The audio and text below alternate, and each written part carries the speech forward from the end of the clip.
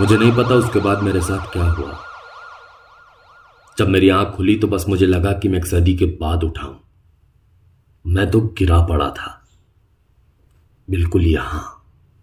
मैंने देखा तो सब भाग रहे थे, घबरा रहे थे, लेकिन मैं अभी तक शांत था, बिल्कुल शांत। शायद समझने की कोशिश कर रहा था। ओ अच्छा, अब समझा, विश्व युद्ध चल रहा है। ओ हेलो, अरे भाई साहब सुनो, अरे मुझे भी अपने साथ ले चलो, अरे भैया। लेकिन मेरी कोई नहीं सुन रहा था। अब मेरे लिए बहुत मुश्किल होता जा रहा था सांस लेना भी। लग रहा था जैसे मैं कई मील भाग कर आ रहा हूं। मेरा दिल, जो कि अब सामान्य रूप से नहीं धड़क रहा था, उसका हाल वैसा ही था जैसे कुछ भयानक दृश्य देखने पर हो जाता है। और मैं तो शायद तबाही देख रहा था।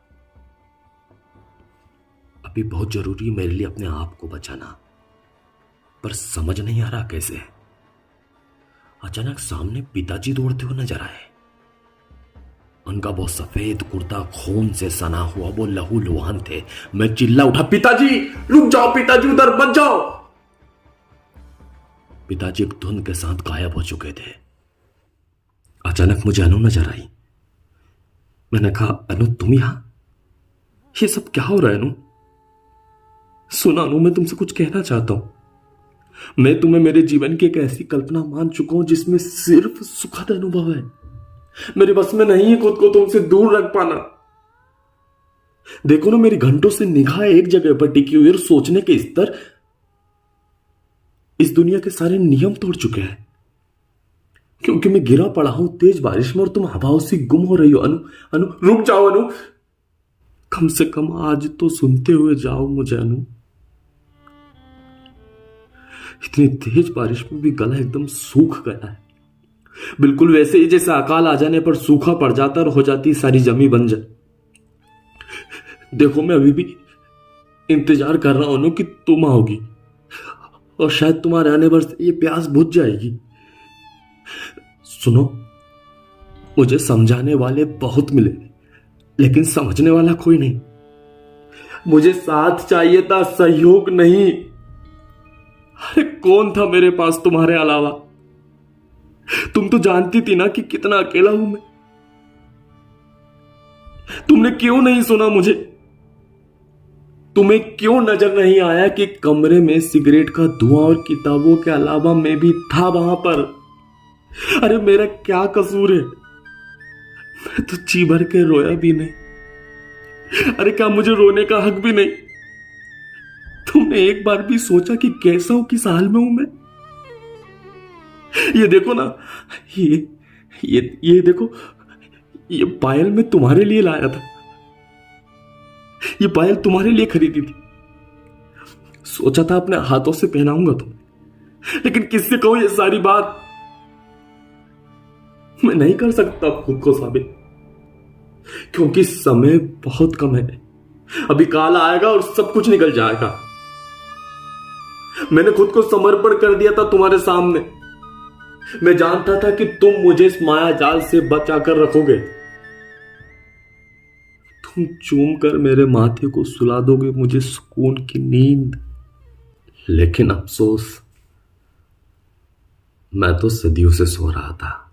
ना किसी ने सुलाया और ना ही मुझे किसी ने जगाया। और अब जब मैं जागा तो देखा कि ये मेरी दुनिया थी ही नहीं। तो फिर मैं कहां हूं? कोई है? कोई सुन रहा है? ये सब कौन है और ये कैसी बातें कर रहे हैं? मुझे समझ क्यों नहीं आ रही इनकी बातें। कोई मुझसे पूछ क्यों नहीं रहा? अरे सुनो, कोई तो सुनो। ये सब इतने भाग क्यों रहे हैं? ये हंसते क्यों नहीं, ना किसी को हंसा रहे हैं? नहीं, ये मेरी दुनिया नहीं हो सकती। कुछ देर तक बिलखते रहने के बाद कोई शख्स मेरे पास आया और कहा, अरे इतना दुखी कैसे हो तुम? क्या हुआ? यहां देखो सबको कितने खुश हैं। आंखों में आंसू होने के कारण मैं स्पष्ट नहीं देख पा रहा था। फिर भी मैंने देखने की कोशिश की और सच में सब बहुत खुश थे। मैंने कहा मुझे भी होना है, बहुत ज्यादा खुश होना है, बताओ क्या करूं मैं। वो हंसकर बोला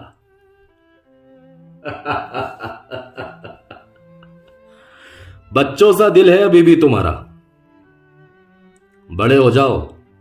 ये दुनिया है, जालिम दुनिया। यहां के रीति रिवाजों से वाकिफ नहीं हो तुम, उम्मीदें रखना छोड़ दो, पत्थर बन जाओ, पत्थर। ये कहकर वो जाने लगा। जाते जाते उसका स्वर सुनाई दे रहा था, पत्थर बन जाओ, पत्थर पत्थर पत्थर। लेकिन मुझे यह कतई मंजूर नहीं था, बिल्कुल भी नहीं। इसलिए मैंने प्रकृति में विलीन होना समझा। अब जब भी उस सूख में तेज बारिश होगी ना, तो मेरी जगह एक पेड़ उगाएगा। हां, एक पेड़ जिसमें अनंत रंग बिरंगे फूल होंगे, जिसको देखने भर से ही सुकून मिल जाएगा, जिसमें सिर्फ प्रेम समाहित होगा, पीड़ा का नामो निशान तक नहीं होगा। कभी तुम वहां उस जगह जाकर देखना, खामोशी और उदासी के बीच की खाली जगह, तो तुम्हें मैं मिल जाऊंगा। कितना सच है ना सब कुछ, कल्पना की तरह। नहीं मिला कभी भी जो चाहा, चलते रहे धूप में कि कहीं तो छांव मिलेगी। हमेशा प्रेम की एक बूंद पाने को तड़पते रहे। मैं सोचता हूं मेरे जैसे कितने लोग होंगे ना, जिन्हें गले लगाने के नाम पर सिर्फ उदासी ने गले लगाया होगा। कितने चीखे होंगे अंदर ही अंदर, कितने बेबस हैं ये। नहीं, ये कोई भी किरदार मेरी कहानी का जिंदा, गला घोट दिया मैंने उनका पन्नों पर।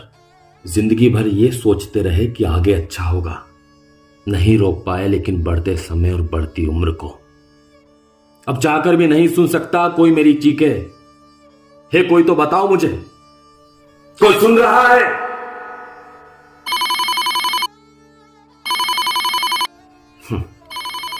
लगता है आज मां का फोन आया है, लेकिन उन्हें नहीं पता कि इस घोर एकांत में मैं बोल तो सकता हूं, लेकिन मेरी कोई सुन नहीं सकता। अब नहीं है कोई भी, कोई है मुझे बताने वाला। सुना था मौत अपने साथ सन्नाटा लिए चलती है, मुझे लगता है वो बिल्कुल ऐसा ही होगा।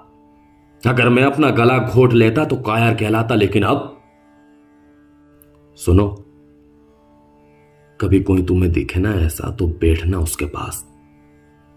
वो सूखा हुआ वृक्ष है, लेकिन तुम्हें बदले में छांव देगा।